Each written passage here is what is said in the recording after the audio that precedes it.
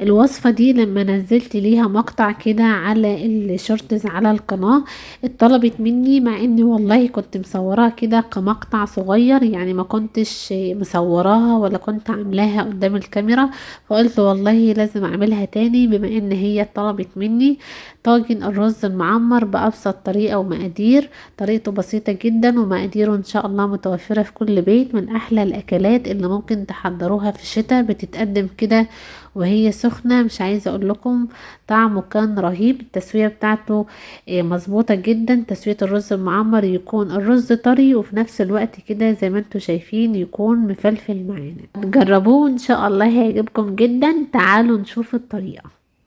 اول حاجة هجيب الطاجن عندي ده بياخد 5 كوبايات من الرز، ومعايا 4 كوبايات من الرز المصري المغسول ومتصفي كويس جدا.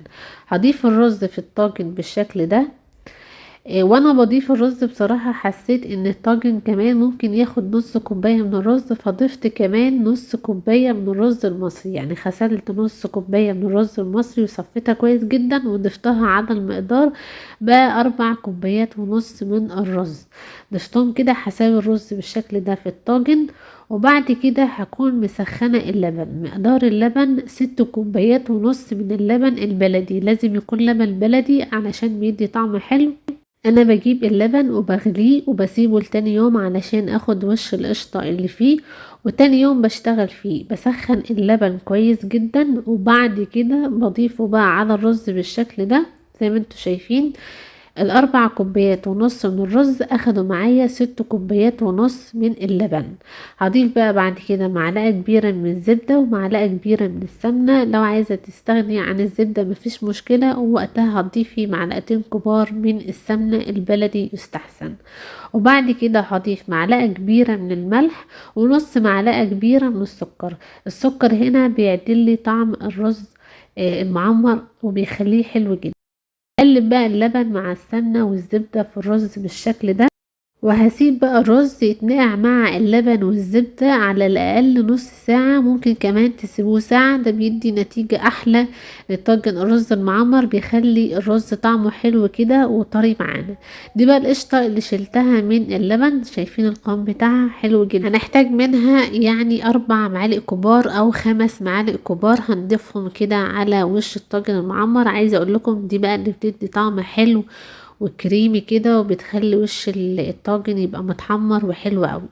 ده بقى بعد ما فات نص ساعة، بعد ما نقعت الرز مع اللبن لمدة نص ساعة. هضيف القشطة بقى على الوش كده. نضيف كده يعني شوية حلوين. لما اقول لكم ضيفوا معلقة قشطة للمعمر او ضيفوا معلقة سمنة، حاولوا كده ان انتوا تتوصوا بالمعلقة كده. هو الطاجن المعمر حلو ان هو يطلع معانا دسم وبطعمه كده كريمي وطري. يعني خليكم كده كرمة كده في المعلقة. معلقة يعني تكون معلقة كبيرة كده شوية. هضيف بقى القشطة وبعد كده هشغل الفرن على درجة حرارة وسط. بشغل الفرن لمدة 5 دقايق يسخن كويس جدا. وبعد كده بقى بدخل الطاجن ده يستوي. بياخد من ساعة وربع لساعة وتلت على نار هادية. الرز المعمر لازم يستوي على نار هادية علشان اللبن ما يفرش وينزل كده على صاجة الفرن ويبقى مش حلو خالص. فلازم يستوي على نار هادية علشان اللبن ما يفرش، وكمان الرز كده يستوي ويطلع معاكم طري، وكمان اللون من فوق كده يكون متحمر وحلو زي ما انتوا شايفين كده. ده اللون الحلو بتاع الطاجن المعمر. انا كمان حمرته بزيادة لانه قعدته شوية في الفرن. قعدته ساعة وتلت بالظبط علشان الرز يتشرب اللبن ويطلع معانا كده طري وفي نفس الوقت مفلفل، ما يطلعش معجن معانا. عايزه اقول لكم ريحته كانت تحفة جدا. الزبدة والسمنة البلدي بتفرق جدا في الطعم. زي ما انتوا شايفين انا هنا كنت بقدمه هو لسه سخن. كان حلو جدا ومتماسك، يعني الرز طري زي ما انتوا شايفين. واول ما بضيفه في الطبق كده بيطلع معانا مفلفل زي ما انتوا شايفين النتيجة حلوة جدا. لو انتوا عايزين بقى تقدموه خرط متماسكة، يعني في ناس بتحب تاكلوا خرط متماسكة كده، تستنوا بس لحد ما يبقى دافي، يعني ما تقدموهوش وهو سخن على طول كده زي ما انا قدمته. لو انتوا بتحبوا تاكلوه خرط متماسكة كده. دي التسوية المظبوطة والحلوة قوي للمعمر. زي ما انتوا شايفين الرز كان طري جدا ومفلفل. اهم حاجة تسووه على نار هادية، وكمان تسيبوا الرز يتنقع في اللبن لمدة نص ساعة او ساعة لو تحبوا. مقدار اللبن لمقدار الرز.